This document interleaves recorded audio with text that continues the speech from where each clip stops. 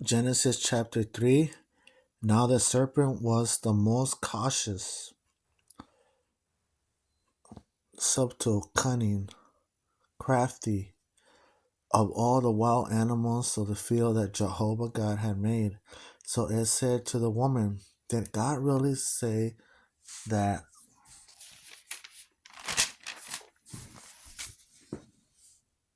you must not eat from every tree of the garden?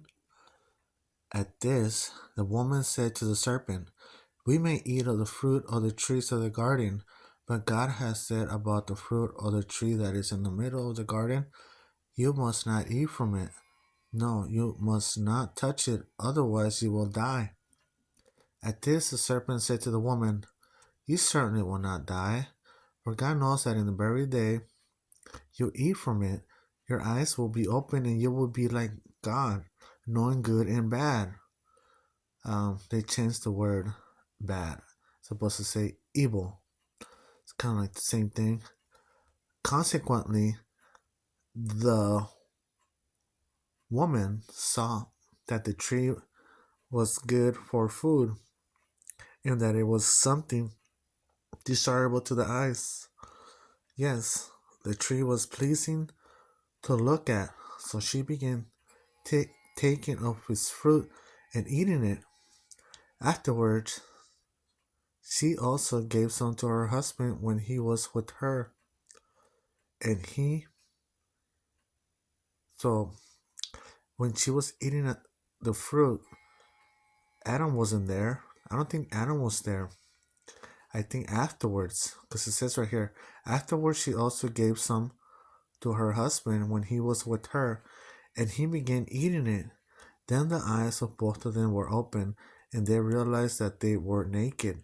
So they sewed fig trees together and made loin coverings for themselves. Later, they heard the voice of Jehovah God as he was walking in the garden about the breezy part of the day, and the man and his wife hid from the face of Jehovah God among the trees of the garden.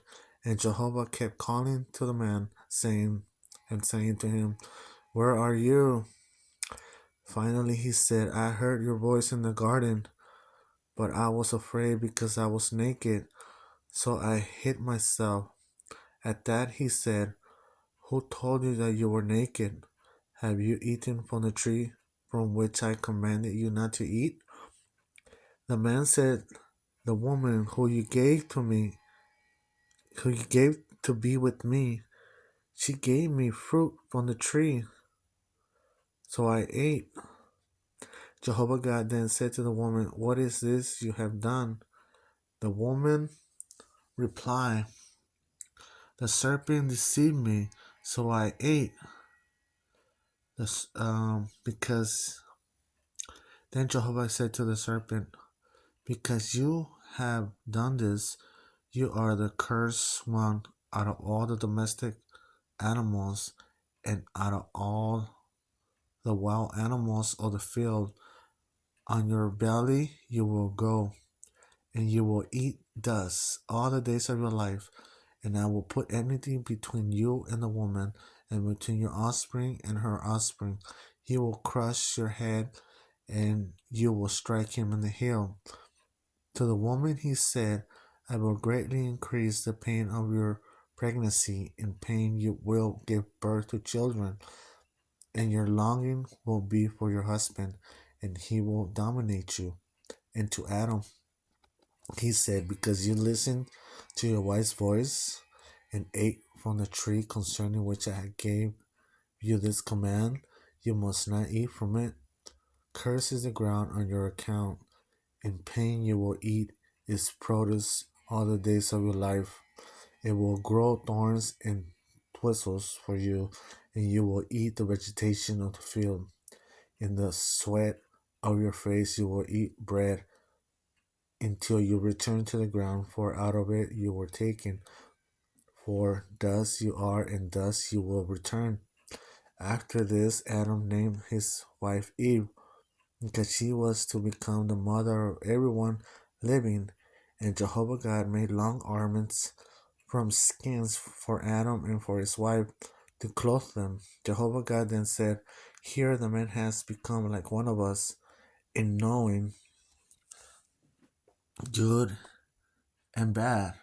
Now, in order that he may not put his hand out and take fruit also from the tree of life and eat and live forever." With that, Jehovah God expelled him from the Garden of Eden to cultivate the ground from which he had been taken.